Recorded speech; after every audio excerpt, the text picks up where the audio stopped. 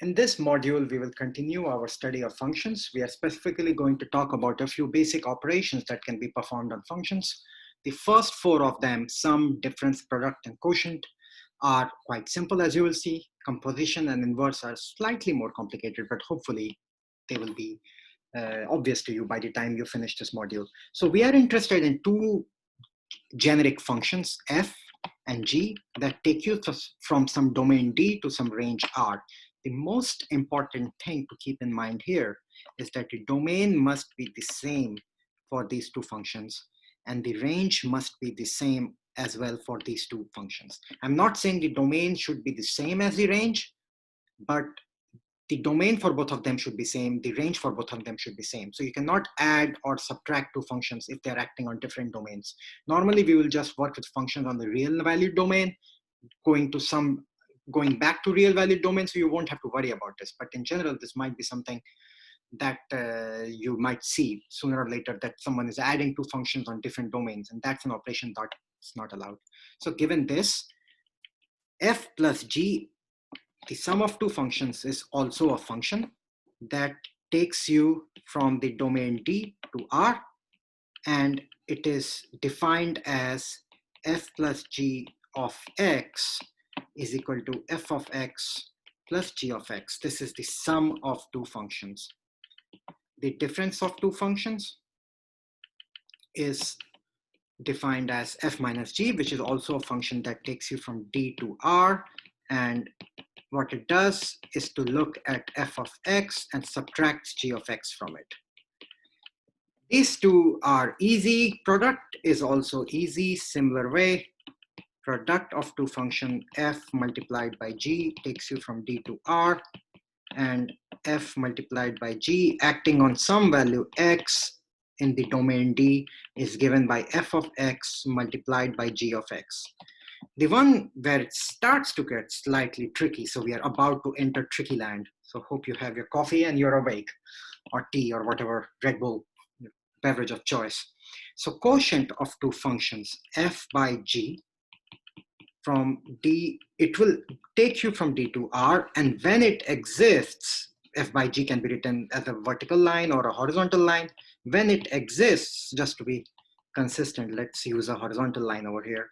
When it exists, then f by g acting on x will be given by f of x by g of x. The thing to keep in mind here is this function will be defined only if g of x is not equal to 0. If you have g of x is equal to 0, the function blows up. You have an infinite. So either you need to exclude those points from the domain, you have to say that it acts on a restricted domain, or you just have to be careful about dividing by 0. So these four are the easy ones. Now let's get to something which is a bit more fun, also slightly abstract. This one is called composition of two functions, and it's defined as follows.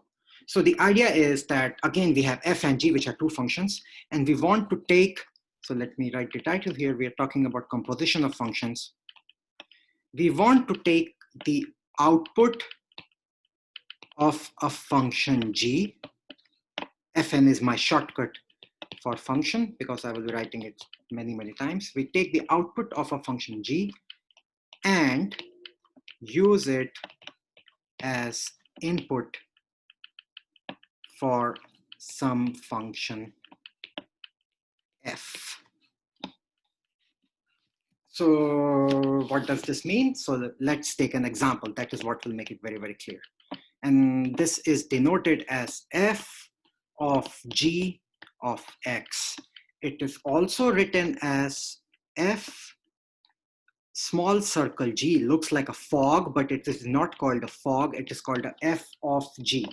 So f of g of x. This is our definition of a composition. So let's look at an example.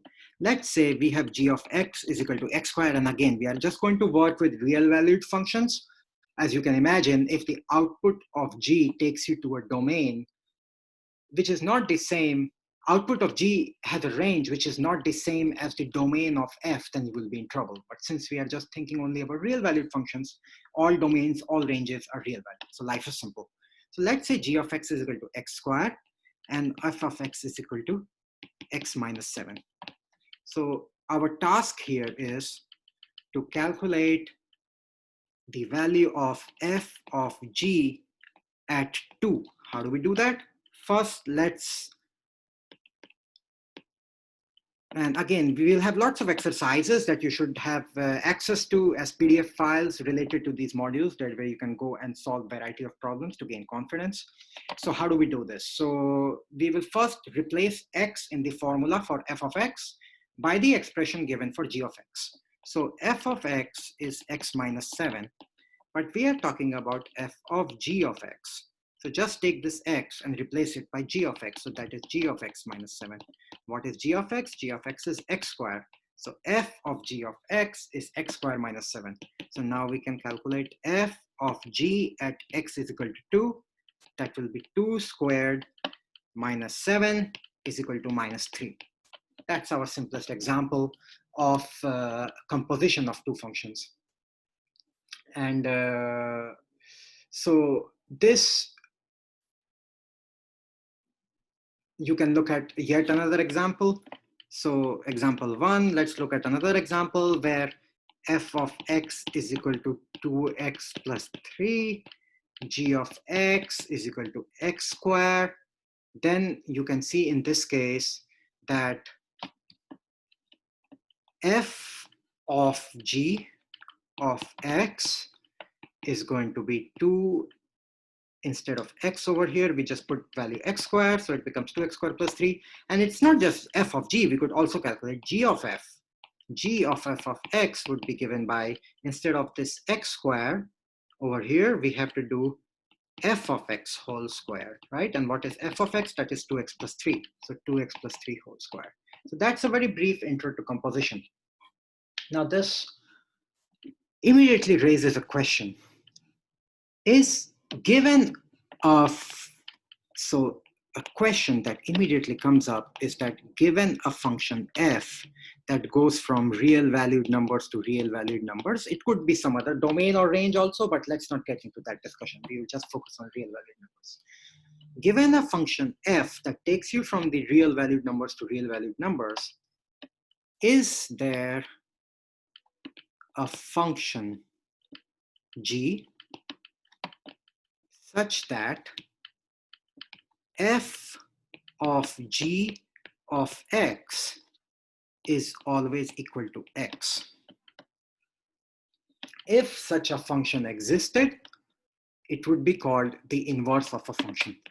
If such a g existed, it would be called inverse of function f, and it would be denoted by the symbol f inverse. So let's take an example, and that will make it quite clear. Let's say our f of x is equal to 3x plus 2. And what we want to do is to find an f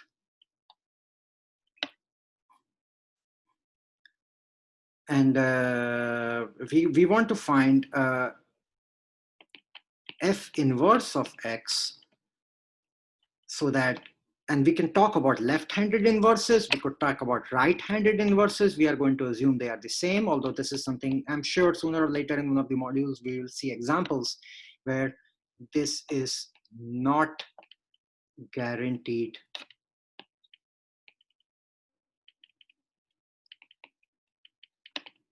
to be same in general. And if you have been through the matrix modules, they should not be a surprise to you.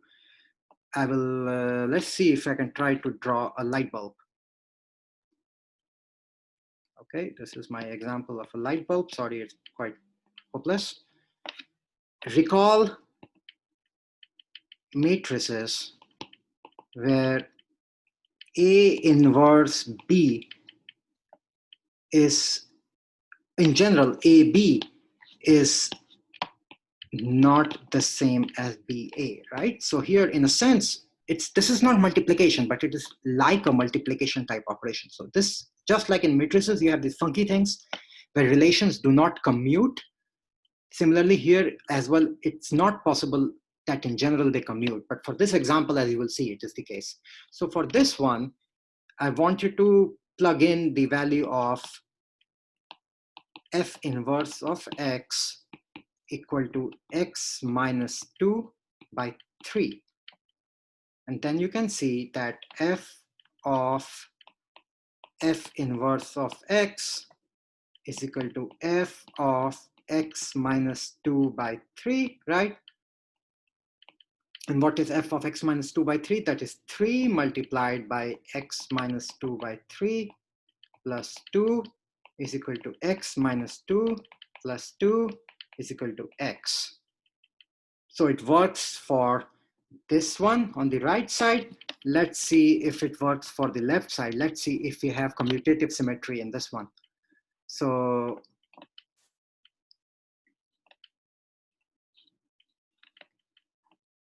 now let's try f inverse of f of x. What's that going to be? That's going to be f inverse. And what is f of x? F of x is 3x plus 2. F inverse of 3x plus 2. What is that going to be? F inverse takes something, subtracts 2 from it, takes something, subtracts 2 from it, and then divides by 3, right? So we have to do that operation. So that will be take something, that something is 3x plus 2, subtract 2 from it, and divide by 3. 3x by 3 is equal to x. So you can see in this case, indeed, f and f inverse are inverse of each other. In the attached homework or practice problems, I will give you some problems where you can go and think through how to calculate such inverses for generic problems.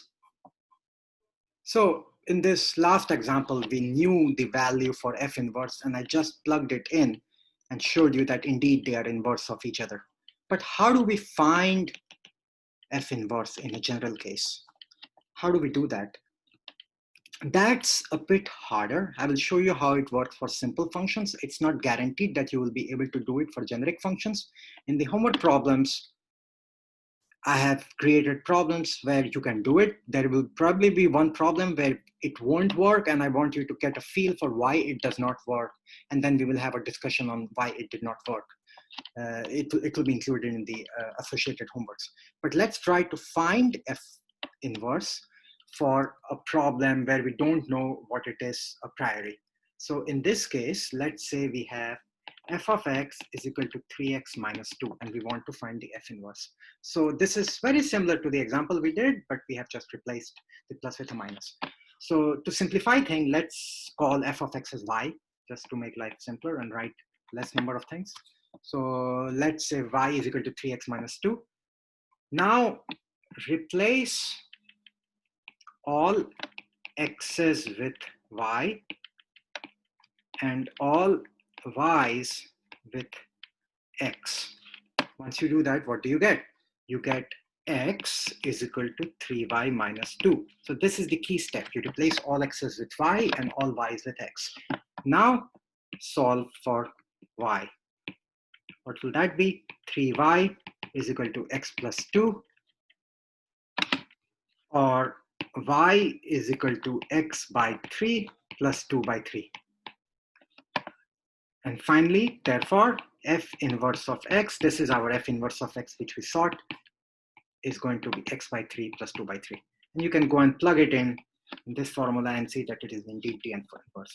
So the key for this to work was to replace all x's with y's and all y's with x. It will work for linear maps, maybe for some quadratic maps. Once in a while, it might not work, and then you have to be careful. And we will maybe later we will see strategies of how to deal with it. With that, thank you very much.